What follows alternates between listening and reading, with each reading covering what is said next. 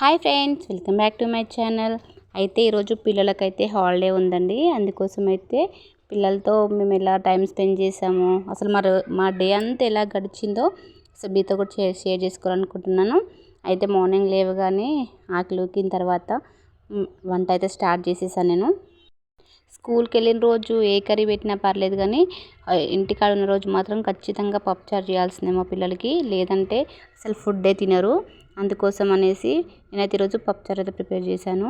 అయితే పప్పుచారు అయితే కొంచెం ఇష్టంగా తింటారు కదా చిన్నపిల్లలు, ఎవరికైనా అసలు డాల్ రైస్ ఇష్టం కదా, అందుకోసం అనేసి చేశాను. వంట అయిపోయిన తర్వాత మొత్తం కిచెన్ అంతా నేనైతే ఫస్ట్ నీట్గా సరుకుంటానండి. ఆ టేబుల్ పైన పెట్టే అయినా, తర్వాత గ్యాస్ అయినా, అలాంటివన్నీ నీట్గా పెట్టిన తర్వాతనే బయట పని అయితే స్టార్ట్ చేస్తాను. నాకు అంతా చిరాకుగా ఉంటే అంతా డిస్టర్బెన్స్ అవుతుంది, ఇక నీట్గా ఉండదు అని చెప్పి నేను ఫస్ట్గా నీట్గా చేసుకున్న తర్వాతనే గిన్నెలు తోమడం, బట్టలు ఉతకడం, ఇంకా మిగిలిన పనులు ఏమన్నా ఉంటే తర్వాత చేసేస్తాను. అయితే ఇప్పుడు మొత్తం అయితే సరుకోవాలని చెప్పి అయితే పప్పుచారు వేరే దాంట్లో పోసేసిన తర్వాత గిన్నెలు తోమడం స్టార్ట్ చేయాలి. అయితే ఒక విషయం చెప్పాలండి మీకు, ఆడవాళ్ళే శత్రువులు అంటారు కదా, అదైతే ఎన్ని రోజులు నేను సామెతే అనుకున్నాను. కానీ ఈరోజైతే నేను లైవ్లో చూశాను. అదేంటంటే ఒక అత్త ఒక కోడలు ఇద్దరు ఉన్నారు. వాళ్ళ కోడలికి రీసెంట్గానే చిన్న ఆపరేషన్ జరిగిందంట. అయితే వడ్ల మార్కెట్ ఉంటుంది కదా, వడ్ల మార్కెట్లో వడ్లు పోయడం కోసం అనేసి ఆ అమ్మాయి వాళ్ళ అత్త కలిసి వచ్చారు. అయితే అక్కడ వడ్లు మోయాలి అంటే ఊకే వంగి లేవడం జరుగుతుంది కదా.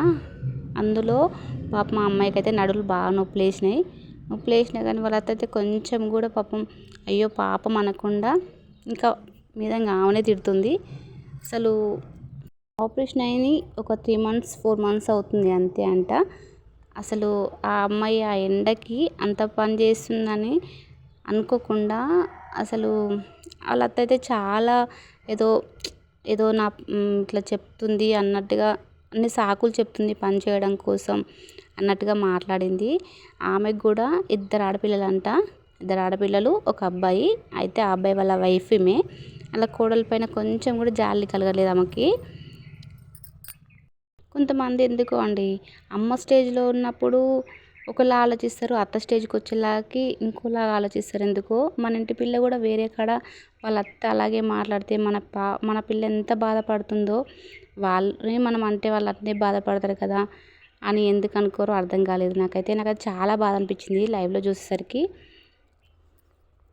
వాళ్ళ కూతుర్లకు చిన్న హెడేక్ వచ్చినా తట్టుకోలేని అమ్మ నాన్న కోడళ్ళ విషయానికి వచ్చేసరికి వాళ్ళకి ఏం నొప్పి రాదు, అన్ని సాకులు చెప్తారని ఎందుకు అనుకుంటారో, ఎట్లా ఎక్స్పెక్ట్ చేస్తారో అసలు. అంటే అందరూ అని నేను చెప్పను, కానీ చాలా వరకు అయితే ఇలాంటి వాళ్ళే ఎక్కువ ఉన్నారు.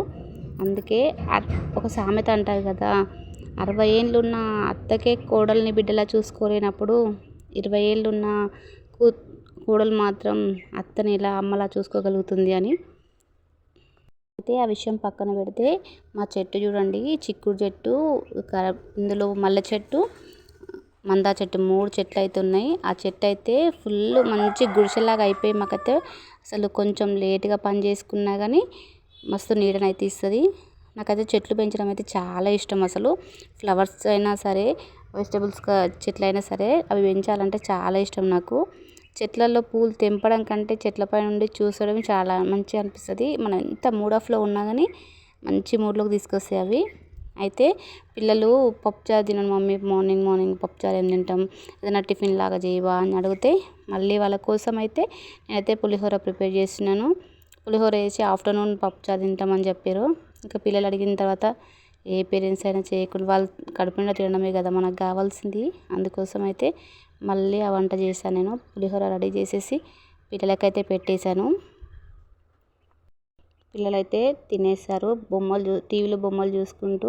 మా చిన్నోడైతే మరి అసలు రిమోట్ ఎవ్వరి చేతికి ఇవ్వడు. అసలు ఎంతసేపు వాడు బొమ్మలు ఏందో వాడే చూసుకుంటాడు, ఎవరిని చూడనివ్వడు.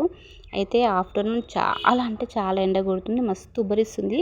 ఇంకా పిల్లలు ఎంతసేపు ఉన్నా బయటికి వెళ్తాం అని అంటున్నారు. అందుకోసం అయితే అట్లా కాదురా, మనం లూడో గేమ్ ఆడదాం దా అని చెప్పి నేనైతే లూడో గేమ్ పెట్టి ఆడుతున్నాము. మా చిన్నంతో గేమ్ ఆడినా కష్టమే, ఆడకపోయినా కష్టమే. వాడికి ఆడరాదు, మనం చెప్తే కూడా వినడు. వానికి ఫస్ట్ చెప్తాడు, వానికి కాయ మాత్రం ముట్టుకోవద్దు, అసలు కొట్టేయొద్దు అని. ఇంకా కాదు అని కొట్టేసినామంటే ఇంకా వాడు ఒక విధ్వంసం సృష్టిస్తాడు మనకి.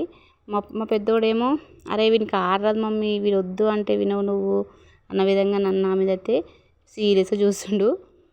గేమ్ కంప్లీట్ కాకముందుకే నాకైతే మార్కెట్ నుంచి ఫోన్ వచ్చింది. అయితే మార్కెట్కి వెళ్ళాలి అని చెప్పేసి నేనైతే ఇంకెళ్దామని చెప్పి పోదాం రా అంటే మా వాడిది ఒక్క డై ఆడు మమ్మీ, ఒక డై ఆడు మమ్మీ అని చెప్తుంటే ఆ డై మొత్తం కంప్లీట్ అయ్యేసరికి అసలు టైం పట్టింది. ఇంకా తర్వాత మజ్జిగ చేసి మా పిల్లలకి ఇచ్చి మా హస్బెండ్కి ఇచ్చి నేను కూడా కొంచెం తాగిన తర్వాత నేనైతే మళ్ళీ మార్కెట్కి వెళ్ళాలని చెప్పి మార్కెట్కి వెళ్ళాను. మార్కెట్కి ఎందుకంటే మార్కెట్లో అయితే వర్క్ చేయడం కోసం అయితే నేను వెళ్తున్నానండి. అందుకోసం అయితే మార్కెట్కి అయితే వెళ్ళాలని చెప్పి నేనైతే చూస్తున్నాను. మా పిల్లలు అయితే అస్సలు వెళ్ళనివ్వడం లేదు నన్ను. అసలు కొంచెం సేపు ఆడుకుంటారా మీ ఇద్దరు అని చెప్పినా కానీ నువ్వు ఉంటే ఇంతసేపు మమ్మీతోనే వాడాలి వాళ్ళు. మమ్మీ లేకుండా అయితే అక్కడ ఏ గేమ్ ఫినిష్ అవ్వదు వాళ్ళకి. పిల్లలు ఇద్దరు బాయ్స్ ఉన్నా ఇద్దరు గర్ల్స్ ఉన్నా ఇద్దరికి కొంచెం గ్యాప్ ఉంటేనే పెద్దోళ్ళు చెప్పింది చిన్నోళ్ళు వింటారు. లేదంటే చిన్నోడు అస్సలు పెద్దోని మాట వినడు. ఎందుకంటే వాడు వీడు సేమ్ హైట్ ఉంటారు, సేమ్ వెయిట్ ఉంటారు. ఆల్మోస్ట్ 1 ఇయర్ మాత్రమే తేడా ఉంటుంది కాబట్టి మా పిల్లలకైతే అట్లే ఉంటుంది. తేడా ఉంటుంది కాబట్టి ఎవడి మాట ఎవడు వినడు. నేనైతే మార్కెట్కి అయితే వెళ్ళాను. మార్కెట్ ముచ్చట్లు చూడండి, అందరు వడ్లు నేర్పుతున్నారు. అసలు ఈరోజు కాంట లేదు, అందుకోసం అనేసి మార్కెట్ మొత్తం ఖాళీగా ఉంది. వడ్లు నేర్పే వాళ్ళు మాత్రమే వడ్లు ఎండవేయడం కోసం అక్కడ ఉన్నారు. ఆమాలి వాళ్ళు వస్తే మాత్రం అసలు మార్కెట్ మాత్రం ఫుల్ రష్, ఫుల్ మంది ఉండి అసలు ఫుల్ కలకలా ఉంటుంది. ఊర్లో ఉన్న మంది మొత్తం మార్కెట్లోనే కనిపిస్తారు మనకి. సో మనం ఎప్పుడు చూడని వాళ్ళు కూడా మార్కెట్లో కనిపిస్తారు.